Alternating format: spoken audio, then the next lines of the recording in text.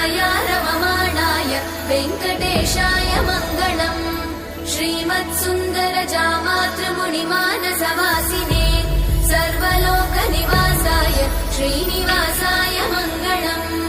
मङ्गलाशासनपरैर्मदाचार्य पुरोगमैः सर्वैश्च पूर्वैराचार्यैः सत्कृतायास्तु मङ्गलम्।